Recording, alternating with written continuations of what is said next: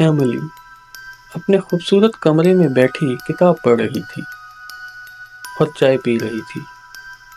بیٹھے بیٹھے وہ تھک گئی تھی تو اٹھ کے بستر پر جا لیٹی اور ساتھ کتاب بھی پڑھنے لگی۔ اچانک اس کے کمرے کی لائٹیں جلنے بجھنے لگ گئیں اور پریشان ہو کر کھڑکی سے باہر دیکھنے لگی۔ باہر اسے ایک ٹیکسی میں بیٹھا آدمی نظر آیا۔ بارش بھی ہو رہی تھی۔ اس نے ڈر کر اپنے منہ پر کمبل ڈال دیا، لیکن فوراً ہی وہ اپنے بستر سے باہر آئی۔ اس نے موبائل فون اٹھایا اور کمرے سے باہر چلی گئی اور گاڑی میں بیٹھ کر اپنے دوست سے ملنے چلی گئی۔ بارش بہت تیز تھی۔ جنگل میں دھند بھی بہت زیادہ تھی، جس کی وجہ سے ایملی کو کم نظر آ رہا تھا۔ بادل کے گرجنے کی آواز بھی بہت خوفناک تھی، جو کہ ایملی کو ڈرا رہی تھی۔ وہ بڑے چرچ والے قبرستان کے پاس جا رکی۔ اس نے گاڑی سے باہر نکل کر دوست کو فون کیا اور اس کو بتایا کہ وہ پہنچ گئی ہے۔ فون جیب میں رکھ کر وہ ادھر ادھر دیکھتے ہوئے قبرستان کی طرف چل پڑی۔ سیاہ رات، بارش اور دھند بہت ہی خوفناک منظر پیش کر رہی تھی۔ بڑی بڑی قبریں اور اندھیرا دیکھ کر ایملی اور بھی ڈر گئی۔ وہ قبرستان کی بڑی بڑی سلاخوں کے پاس سے گزر کر درخت کے نیچے بینچ پر جا بیٹھی۔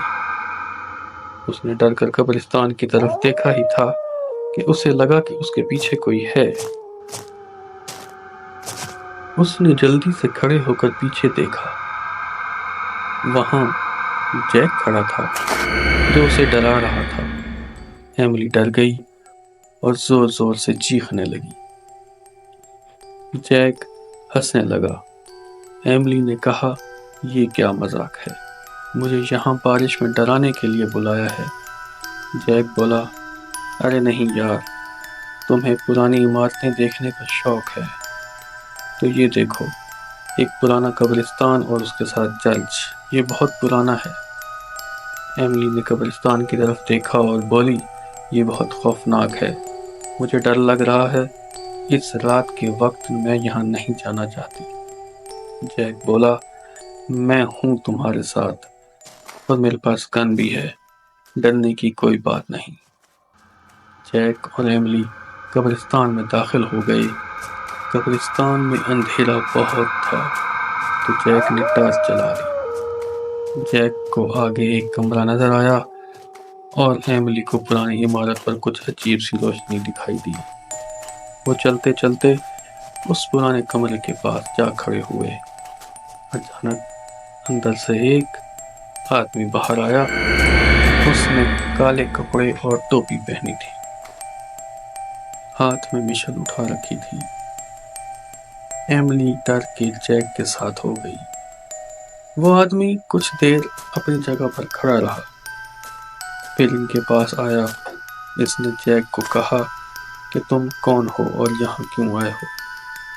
جیک بولا، ہم یہاں سے گزر رہے تھے تو سوچا چرچ دیکھ لیں۔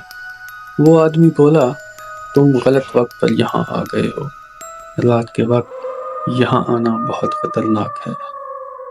جیک بولا، تم کون ہو؟ وہ آدمی، جس کی خوفناک بڑی آنکھیں اور بڑے بڑے دانت تھے، بولا، میں یہاں پر چوکیدار ہوں اور یہاں پر بھوت اور چڑیلیں رات کو قبروں سے باہر آ جاتی، تم یہاں سے چلے جاؤ۔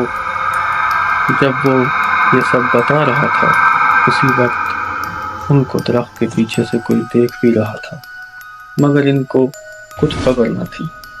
اس دوران ایک لال شیطان ان کو دیکھ رہا تھا۔ وہ چلتے چلتے چرچ کے پاس پہنچ گئے تھے۔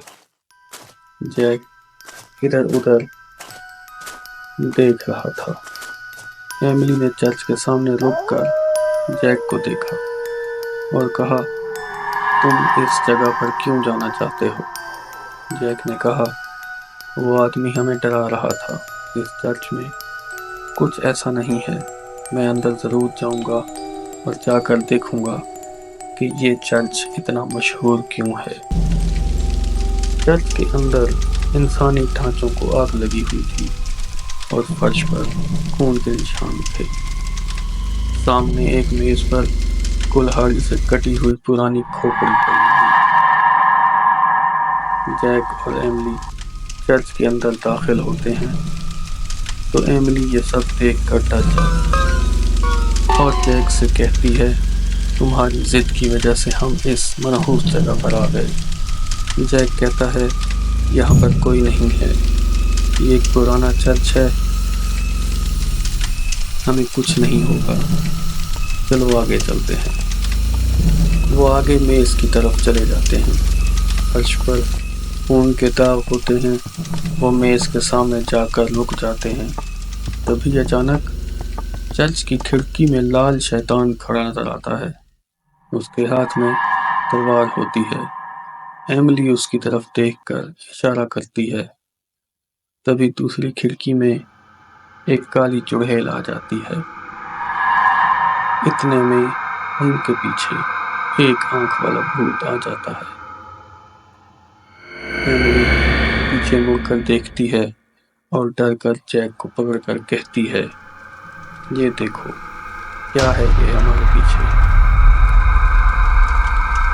جیک پیچھے مڑ کر دیکھتا ہے تو ڈر جاتا ہے۔ اس ایک آنکھ والے بھوت کا سارا جسم ہڈیوں سے بنا ہوتا ہے اور جیک اس پر لائٹ مارتا ہے۔ بھوت زور سے ہنستا ہے اور تلوار چلاتا ہے۔ اتنے میں ایملی پیچھے مڑ کر دیکھتی ہے تو کالی چڑیل دھماکے کے ساتھ غائب ہو کر نیچے زمین پر آ جاتی ہے اور پھر لال شیطان بھی غائب ہو کر زمین پر آ جاتا ہے۔ بھوت کالی چڑیل کے ساتھ ان کے سامنے کھڑا ہوتا ہے، لیکن جب ایملی پیچھے مڑ کر دیکھتی ہے تو بھوت پھر ان کے پیچھے پہنچ جاتا ہے۔ بھوت ان کے پیچھے سے غائب ہو کر پھر ان کے سامنے کھڑا ہو جاتا ہے۔ تبھی جیک فوراً اس بھوت پر فائر کر دیتا ہے، مگر بھوت وہاں سے غائب ہو کر پھر کالی چڑیل کے پاس پہنچ جاتا ہے۔ اب جیک کالی چڑیل پر فائر کرتا ہے، مگر وہ وہاں سے غائب ہو کر لال شیطان کی طرف آ جاتی ہے اور جیک کے فائر کرنے پر زور زور سے ہنستی ہے۔ لال شیطان بھی دھماکے سے غائب ہو کر جیک اور ایملی کے قریب آ جاتا ہے۔ تبھی جیک کھڑا ہو کر ان پر فائر کرتا ہے اور پیچھے بھاگنے لگتا ہے۔ کالی چڑیل اور اس کے ساتھی جیک اور ایملی کو پکڑنے کے لیے ان کے پیچھے بھاگتے ہیں، مگر جیک اور ایملی چرچ سے بھاگ جاتے ہیں۔ وہ بھاگتے ہوئے جلدی سے گاڑی کے پاس پہنچتے ہیں اور گاڑی میں بیٹھ کر واپس اپنے گھر چلے جاتے ہیں اور اپنی جان بچا لیتے ہیں۔